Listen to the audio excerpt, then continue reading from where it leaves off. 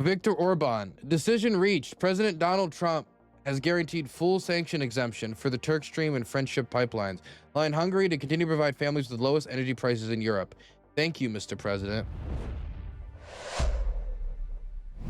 És legfontosabb dolog, hogy a rezsicsökkentés sikerült megvédeni. We have managed to protect the utility price cuts, so Hungary will continue to have the lowest energy prices in Europe. Legalacsonyabb energiaár. And we have sustained all the necessary conditions for this. Ami konkrétan azt jelenti, hogy a Specifically, this means that in the case of the Turk Stream and the Friendship pipelines, teljes szankciómentesség. we have received full exemptions from sanctions. Nincs szankció, vagy onnan érkező There are no sanctions restrictions. vagy drágábbá. There are no sanctions restricting or making Hungary's energy supplies more expensive coming through those routes. This is a general and indefinite exemption.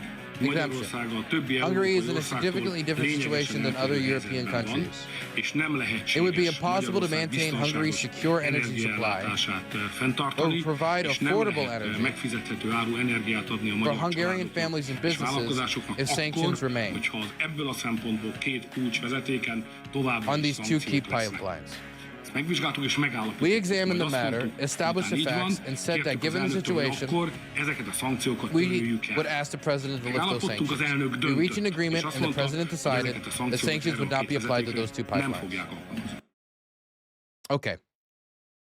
So Donald Trump has constantly critiqued European leaders for continuing to import Russian energy. I know it might be wild to think that Europe would still import Russian energy after the full-scale invasion, but Europe used to account for 40% of Russia's energy output. Now it accounts for a little bit under 19%. So it's cut it over 20%. That is a significant reduction. It's hurt Russia's ability to finance the war, but they haven't cut it all. And they made the argument that the immediate cut of all of it would be so detrimental that it would hurt our domestic positioning, destabilize our countries, and then possibly turn the public against support for the war. And I understand that logic. But Viktor Orban kind of gives the game away here, doesn't he? He says, you know, hey, our situation's special. We have to keep importing Russian energy, before immediately saying, allowing Hungary to continue providing families with the lowest energy prices in Europe. So why the German families and the British families and all these other families have to pay higher prices for energy in order to import American LNG, to import and finance America's energy industry, or to get other alternative sources, whether it be from Azerbaijan or wherever. The Hungarians get an exemption, not because they're in a particularly vulnerable gas supply situation now where families are paying out of the ass and they don't want to make it any worse because they're in a worse position than everyone else. Their position is that they get cheap energy while the rest of Europe has to continue to pay the bill for Ukraine's defense, which Hungary wants no interest in, and try to pressure Russia's economy so they could stop financing the Russian war effort, which Hungary is more than willing to do. As I mean, the people in Viktor Orban's immediate circle have said that, you know, the best decision for Zelensky would have been if he surrendered at the start of the war. So this decision is frustrating in the face of Donald Trump making these constant critiques before then saying, you know, you get an exemption. It seems contradictory towards Donald Trump's goal of using sanctions to bring the Russians to the table and his goal of a shorter war, as well as his constant critique of Europe for continuing to import Russian energy. Mind you, he critiques Spain for not contributing enough to NATO's defense at the same time that Hungary has contributed nothing to Ukraine's defense, or basically bare nil. While Europe also subsidizes Hungary in large part with EU funds. And that might be part of the reason why the Hungarians don't want Ukraine in the EU, because then they would be a large recipient of EU funds, maybe even a larger recipient of them, since they would, you know, since they are just coming through, you know, the damage caused by a war. So this is frustrating from the angle that Trump is being a massive hypocrite. But why is Trump being a massive hypocrite? Why is Trump sticking out his neck here to give Viktor Orban an exemption? And I'll tell you why. The same reason, or many of the same reasons, motivating Donald Trump to put the $20 billion, which was then expanded to $40 billion down to help the government of Javier Milei in Argentina. And that is, Javier Milei was facing elections that would affect his government's ability to legislate, and Donald Trump swooped in to try to give money that was not a permanent solution to the problem, but would at least help extend the breathing room from for the Argentine government. And in this case, Viktor Orban is facing an election against an opposition coming up next year, coming up in the near future, coming up late next year, against an opposition that is currently outpolling him. Viktor Orban has been in Hungarian politics for a very long time, and he has been at the top of Hungarian politics for a very long time. And he has won again and again through many different strategies, through largely getting a stronger grip on the media, through handout programs right around election time, where he gives big tax credits to families with children, and it makes, I guess you could essentially call them electoral handouts, making electoral handouts. But one way that he has also kept his part of his coalition together is by having cheap energy. This is one of the economic factors that has kept him popular. Now, of course, he's ran into a lot of scandals.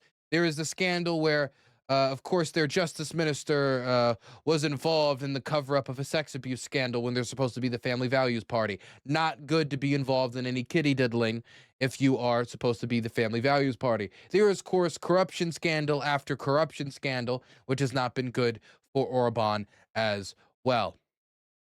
And so I think that due to the fact that he's down in the polls, even if the election is still a ways away, and the opposition candidate is somebody who actually came from his party, came from the Fidesz party, so he can appeal to conservative voters in a way that Orban, previous opposition, maybe couldn't, has made him nervous about the elections. And if these sanctions come in place and Viktor Orban's government is put under pressure by them, and they have to take the alternative energy routes that Europe has offered, and let me put that forward, Europe has offered Hungary alternative energy routes so they could stop supplying the Russian war machine while also continuing to supply their people with energy, and they chose not to do it. They chose to continue to consume Russian energy, which accounts for a third of Russian governmental funding, which means a lot of money for the army, a lot of money for the invasion. The same invasion that Viktor Orban is very eager, according to him, to see stopped. So I think that Donald Trump, understanding that Viktor Orban faces a tough election, understanding that Viktor Orban has been his political ally, that he's come to CPUSA and spoke favorably of him, and he's part of this global coalition of leaders that Trump is building, he wants to protect his time in office. He wants to see Viktor Orban serve at least to the end of his time in office, which means winning this election in 2026. And he can facilitate that by giving Hungary exemptions from sanctions that apply to the rest of Europe to help Viktor Orban electorally in the next election by financially subsidizing through this exemption his voters. Because if everybody else has to pay, but the Hungarians don't, that's what we're doing. We're saying they get to finance the war in Russia. They get to help the Russians continue to sell energy to Europe to drag out the war longer, the war that Trump said he would end in 24 hours, explicitly undermining Donald Trump's strategy. And it doesn't make any sense unless you realize that Donald Trump likes Viktor Orban, wants him to stay in office, and wants to continue to have this ally. So I think this is much more related to Donald Trump's personal politics than America's national politics. And he's willing to stick out his neck to once again try to save Viktor Orban as he faces a tough race in 2026. And so the political Hungarian survivor can maybe survive one more term.